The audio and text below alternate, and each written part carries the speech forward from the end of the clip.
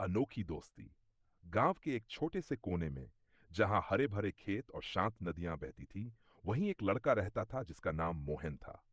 मोहन बहुत होशियार और मेहनती था, लेकिन उसके पास कोई दोस्त नहीं था। वह हमेशा अकेला रहता और खेतों में खेलता रहता। एक दिन जब वह गांव के पास के जंगल में लकड़ियां इकट्ठा करने गया, तो उसे एक घायल तोता मिला। तोते का एक पंख टूटा हुआ था और वह दर्द में कराह रहा था। मोहन को तोते पर दया आया और उसने उसे अपने हाथों में उठा लिया। वह उसे अपने घर ले आया, साफ किया और हल्दी वाला दूध पिलाया। धीरे धीरे तोता ठीक होने लगा और मोहन से उसकी गहरी दोस्ती हो गई। मोहन ने उसका नाम मित्रज रख दिया। दोनों हर समय साथ रहते। मित्र मोहन के कंधे पर बैठता और मीठी मीठी बातें करता। मोहन बहुत खुश था क्योंकि अब उसके पास एक सच्चा दोस्त था। अचानक आई मुसीबत।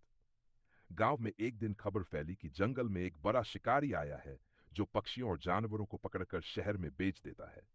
गांव के लोग बहुत चिंतित हो गए, खासकर मोहन, क्योंकि उसे डर था कि शिकारी कहीं उसके मित्र को न पकड़ ले।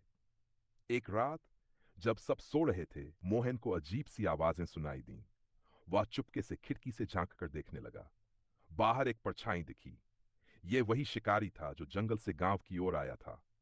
मोहन जल्दी से मित्र को जगाकर बोला, हमें कुछ करना होगा। मित्र ने तुरंत समझदारी दिखाई। वह उड़ नहीं सकता था, लेकिन उसने जंगल के सभी पक्षियों को सतर्क करने की योजना बनाई। वह अपनी तेज आवाज में चिल्लाने लगा, जिससे जंगल में हलचल मच गई। उसकी आवाज सुनकर बाकी पक्षी भी जाग गए और जोर जोर से चहचहाने लगे। इतनी शोरगुल सुनकर गांव के लोग भी जाग गए और लाठियां लेकर बाहर आ गए। शिकारी घबरा गया और भागने की कोशिश करने लगा, लेकिन गांव वालों ने उसे पकड़ लिया। उसे पुलिस के हवाले कर दिया गया और गांव फिर से सुरक्षित हो गया।